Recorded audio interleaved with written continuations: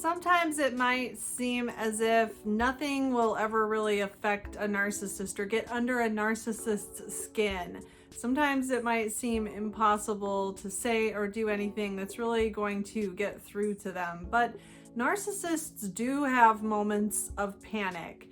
And if you're in a relationship of any kind with a narcissist, it's really important to understand what makes a narcissist panic and what they're capable of when this happens. Welcome to Looking Behind the Mirror, where we explore narcissism and take our lives back as we make sense out of nonsense. As a quick disclaimer, everything I say is based on my opinions and my personal experiences. I'm not a professional, and if you're really struggling, I encourage you to seek professional help. I am providing links below for you. So there are a couple different things that can cause a narcissist to panic, and they're all related to each other, really. The biggest one is when a narcissist feels like they're losing control of somebody that they once controlled. And this could be really anybody. It could be a family member, a friend, a romantic partner, maybe an employee or a coworker.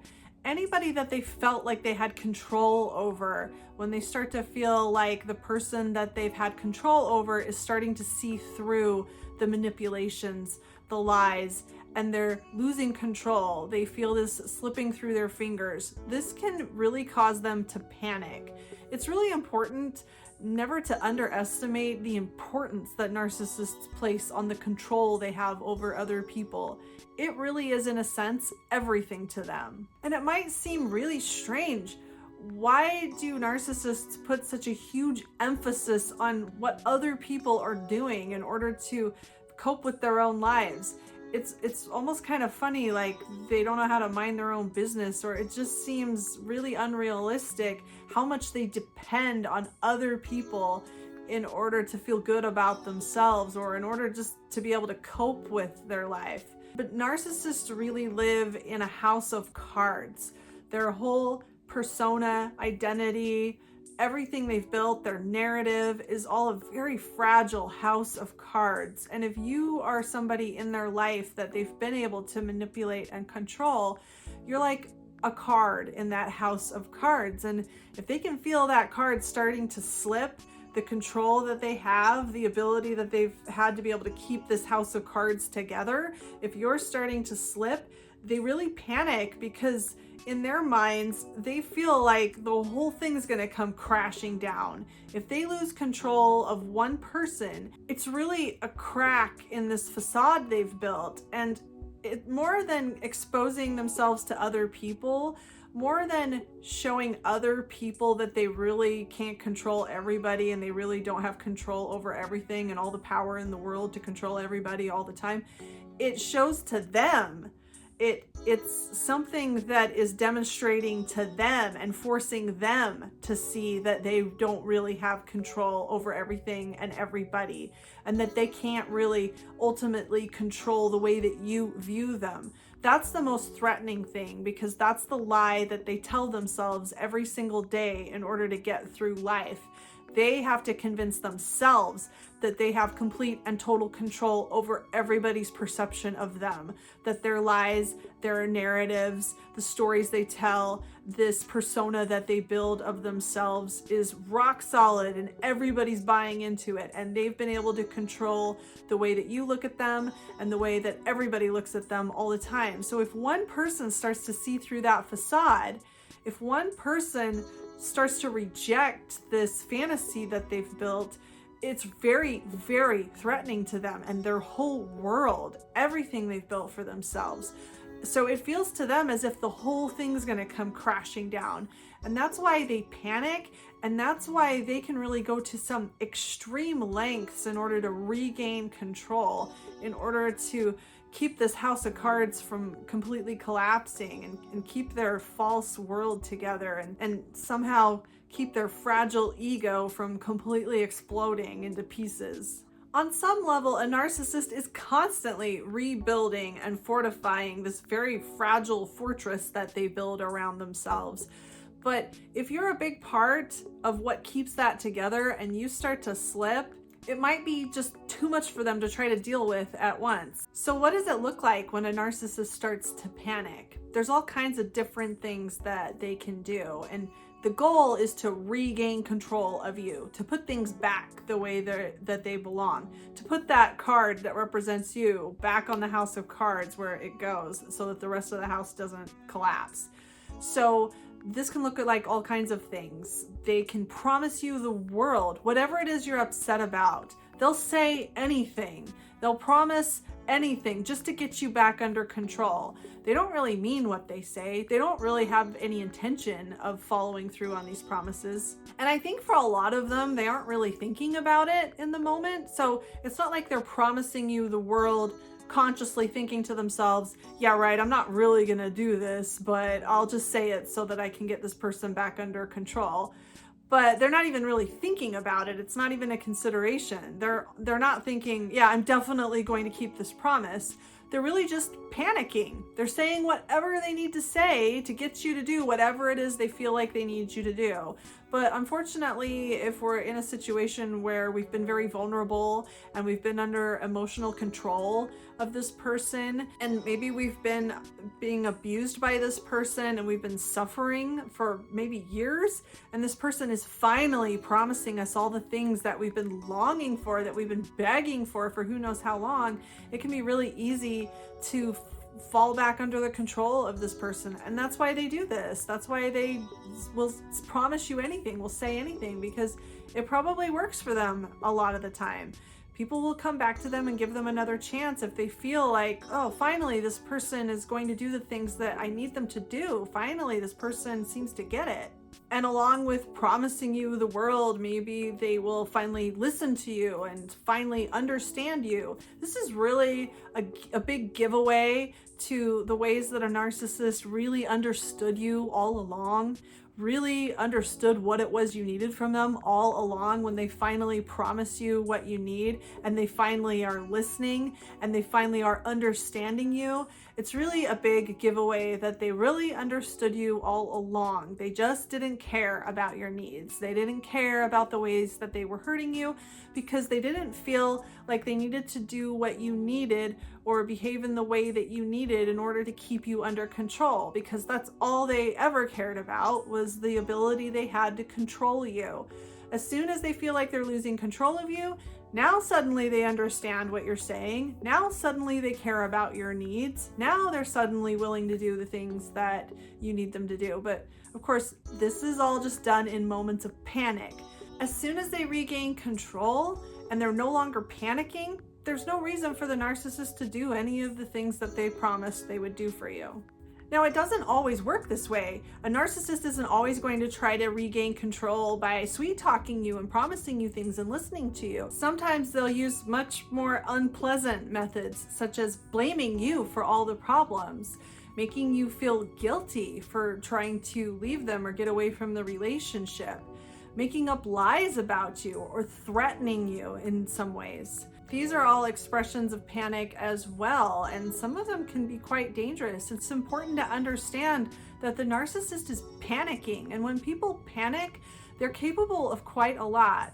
So if a narcissist goes this route to try to regain control of you, they can pull out all the stops, just as they were desperately willing to say anything in order to regain control, to promise anything, to understand anything, to say anything. They're also willing to say or do anything that could harm you. They're really willing to do anything to regain control. There really are no limits. Even if you've really suffered under their abuse or you've lost a lot, it doesn't matter what you've been through. They are perfectly willing to lead you to believe that it's all your fault. So they might bring up all of your past failures and say, like, who do you think you are leaving me for this or that I've done after all the ways that you've failed me? Or how can you leave me after all the things I've done for you and you've only done this and this and this for me? How entitled are you? Or they might just gaslight you about what's happened. They might spin you in circles until you start wondering if maybe you're going crazy or imagining things. They might triangulate you with other people, like telling their best friend their version of the story and their best friend calls you and tries to talk you into giving them another chance, or a family member or whoever they can find to help support them in manipulating you back under control. And if all this fails, they might just start begging you to give them another chance, begging you to do whatever it is that they need you to do in order to convince themselves that they're still in control of you. And if all of this fails and you refuse to come back to them, or refuse to continue to be manipulated by them, refuse to continue to live under their control, then they go into a kind of second phase of panic. And that's where they will start lying about you to other people, creating a smear campaign, telling people anything they have to in order to control the narrative. If they can't control you, then they're going to control the way everybody else is looking at you and the way that everybody else is perceiving their relationship with you. If they can't really control you, then they're going to want to control everybody else's perception. They're going to want to control everybody else in order to replace the control they no longer have over you. And of course, they're going to have to eventually replace you with somebody else that they can control in a similar way in order to convince themselves that they really are in control of the whole world. Another situation in which a narcissist might panic is when they feel like they have lost something, or that they might lose something.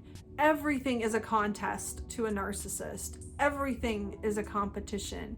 And every interaction that a narcissist has, there's a winner and there's a loser. And every person that they meet is either a winner or a loser. There's nothing in between. There's no gray areas. And there's no way that everybody can just live in harmony and everybody have a decent life and nobody's competing with anybody else. That's not the way that they're able to view the world. Everyone in the world is either a winner or a loser. And if you are a winner, then that means that they must be a loser. And that's why when they feel like they're starting to lose something or that they've lost something, this really creates a huge panic for them, because it really collapses the whole false persona that they've created of themselves as this special, infallible human being. If they're a loser, they're nothing. If they're a loser, nothing that they have ever made themselves out to be means anything anymore. So examples of losing: maybe somebody finds out a secret about them. Maybe somebody exposes them for what they really are, or exposes something maybe illegal that they've done, or something that they don't want anybody to know about, or something that might bring consequences. I think the most effective way that a narcissist can lose is to be held accountable for something that they've done, to actually have to pay for something that they've done to somebody else, to have to face consequences. Narcissists are notorious for avoiding accountability and therefore avoiding consequences. They will go to any length to avoid consequences for the things that they do. So forcing them to face accountability and face consequences, I think, is the best way to make them feel like they've lost. And this can happen in a lot of different ways. Like I said, maybe they broke the law and they're being held accountable. Or maybe they lose something in court. Maybe somebody has sued them for something, or they're going through a divorce and they lose something in a way that they really deserve to lose. Or maybe they get fired, or somebody gets promoted over them. Or maybe somebody literally wins some sort of contest against them. All of these things can be seen as losing in the narcissist's eyes. Anything where somebody gets the better of them, or where they have to face consequences, they've lost. So when a narcissist feels this coming on, or is having to deal with this can cause panic.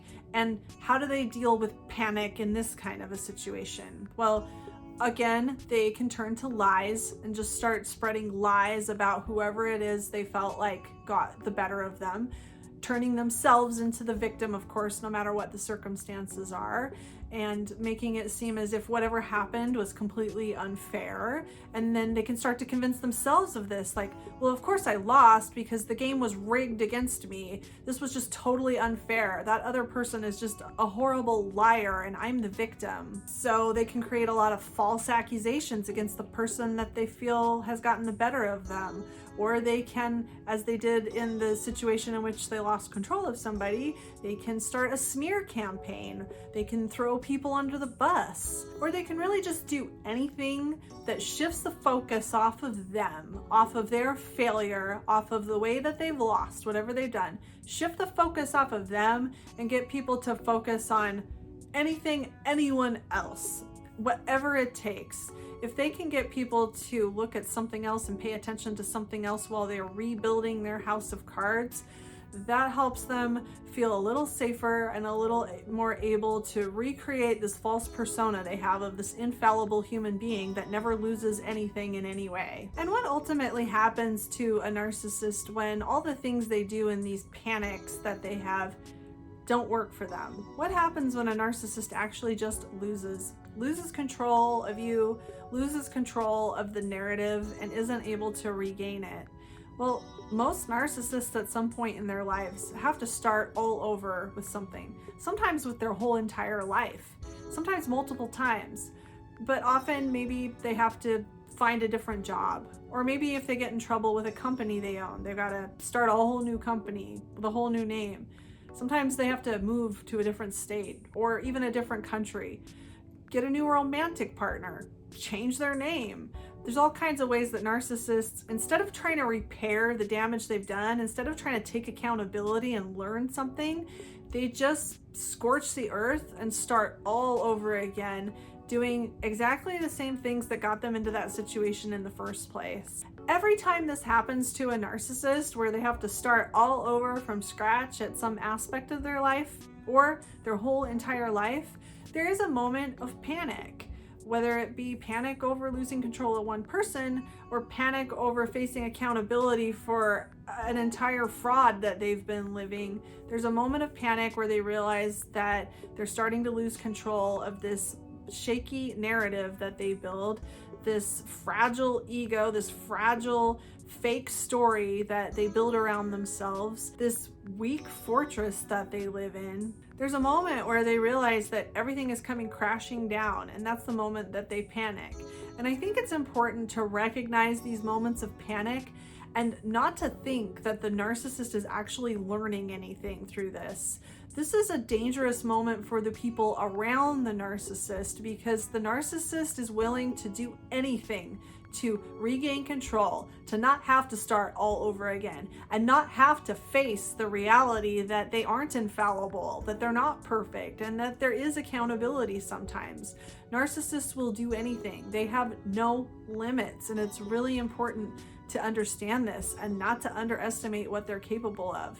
Like I was saying earlier, they will promise anything. They will say anything. And if that doesn't work, they will say anything to anybody else. They will tell any kind of lie about you. They have no limits to the ways that they will ruin your life in order to fortify their own false narrative. There's no limits to the things that they will take away from you and the ways that they'll hurt you. It's really important to understand that you can't play fair with somebody that is so incredibly unfair with the people in his or her life. When you decide to take your life back from a narcissist that has had control over you, it's important to realize that that narcissist is going to panic and that you cannot trust that person and you cannot expect that person to be reasonable with you.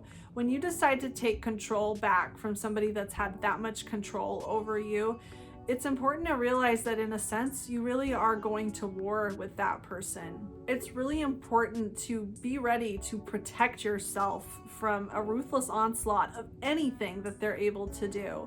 It's important to remember that narcissists will do anything to protect the illusion they have that they are able to control anything and everyone. This illusion that they have that they really feel a need to keep in order to survive. If you're looking for a way to support my channel and you've been considering professional therapy, BetterHelp is offering 10% off of your first month of service if you sign up using the link below in my description. And if you sign up using the link below in my description, I will get a one-time commission, and that'll help me out. It will help you out as well if that's something that you've been thinking about doing. I hope this helps. If you like this video, give it a thumbs up and comment below any ideas you have for me for future videos. And don't forget to subscribe to my channel if you like this video and would like to see more like it in the future. Until next time, thanks. Bye.